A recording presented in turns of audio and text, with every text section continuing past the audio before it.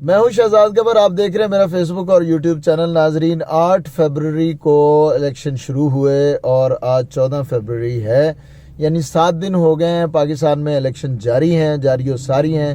نتائج تیار ہو رہے ہیں، بن رہے ہیں اور آہستہ آہستہ اناؤنس ہوتے جا رہے ہیں۔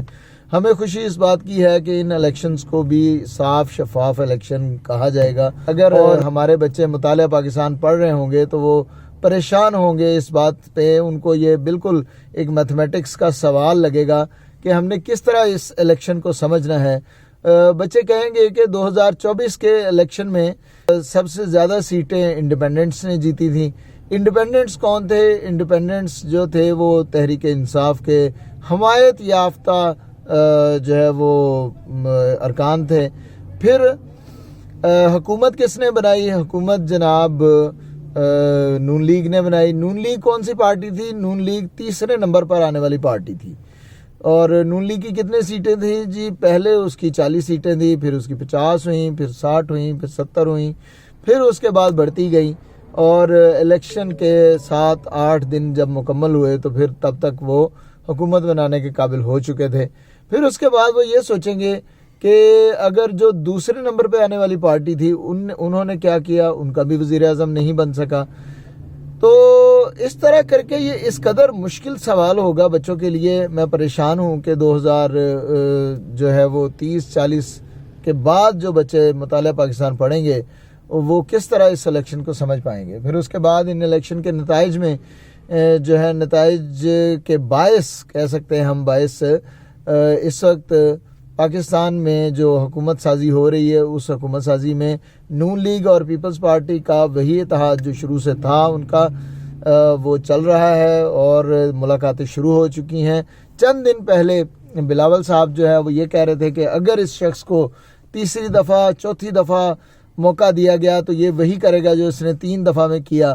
اور پھر وہ شہباز شریف پر بھی جو ہے وہ طنز کر رہے تھے، انہوں نے ان کو بھی تنقید کا نشانہ بنایا اور واضح الفاظ میں انہوں نے کہا جی کہ میں ان کے ساتھ کوئی اتحاد نہیں کرنے جا رہا۔ اور پھر آپ دیکھتے ہیں کہ جیسے ہی الیکشن مکمل تو نہیں خیر ابھی ہوا، جیسے ہی الیکشن شروع ہوا، کیونکہ یہ الیکشن ایک لمبا الیکشن ہے، تو 8 تاریخ سے جیسے ہی یہ الیکشن شروع ہوا تو ساتھ ہی جو ہے وہ رابطے شروع ہو گئے، بیچ میں ثالث بھی آ گئے اور یہ بات اب جو ہے وہ جا رہی ہے حکومت بننے کی طرف۔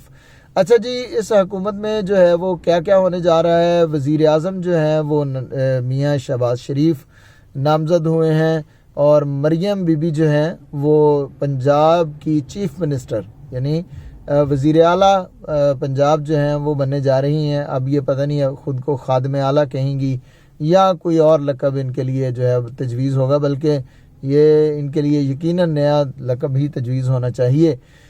اور یہ آپ جانتے ہیں کہ یہ صحافت، یہ بات کرنا یہ کتنا مشکل ہو جائے گا جب مریم نواز جو ہیں وہ چیف منسٹر بنے گی۔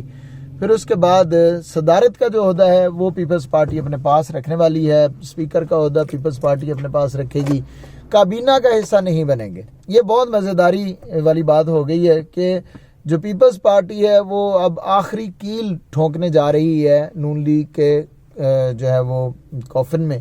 اور یہ کس طرح ہوگا کہ نہ تو وہ اس کا جو اس گورنمنٹ نے جو کرنا ہے عوام کے ساتھ نہ وہ اس کی ذمہ داری لیں گے اور نہ ان پر اس قسم کی کوئی بھی ذمہ داری عائد ہوگی کہ یہ پیپلز پارٹی نے کیا، اور حقیقت میں کرے گی سارا کچھ پیپلز پارٹی۔ ٹھیک ہے، اسپیکر ان کے پاس ہوگا جب چاہے عدم اعتماد لے آئیں گے، اور صدارت کا عہدہ پاس ہوگا جب دل کرے کوئی آرڈیننس جاری کر دیں گے، اور پھر اس کے بعد اور 1-2 جو اہم عہدے ہیں وہ بھی پیپلز پارٹی کے پاس ہوں گے۔ نون لیگ کا وزیر اعظم ہوگا، تو یہ وہی بات ہو جائے گی کہ کچھ کھایا نہ پیا گلاس توڑا 12 آنے۔ اور جو پیپلز پارٹی ہے وہ اس الیکشن کے بعد ایک سٹرونگ، یعنی اس الیکشن کے بعد جو 5 سال گزریں گے یا 4 سال یا 2 سال یا 1.5 سال، اس کے بعد پیپلز پارٹی ایک سٹرونگ کینڈیڈیٹ کے طور پر سامنے آئے گی، اور جو نون لیگ ہے وہ یقیناً اس وقت تک اپنی تمام تر جو کشتیاں رہ گئی ہیں وہ جلا چکی ہوگی۔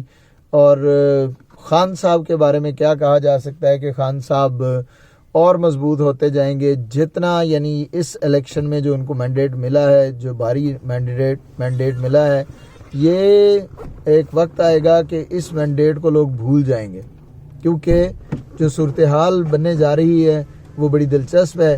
جڑے رہیے ہمارے ساتھ, دیکھتے رہیے. اگر آپ نے ابھی تک ہمارا چینل سبسکرائب نہیں کیا تو ہمارا چینل سبسکرائب کر لیجئے تاکہ آپ کو اپڈیٹس ملتی جائیں. السلام علیکم.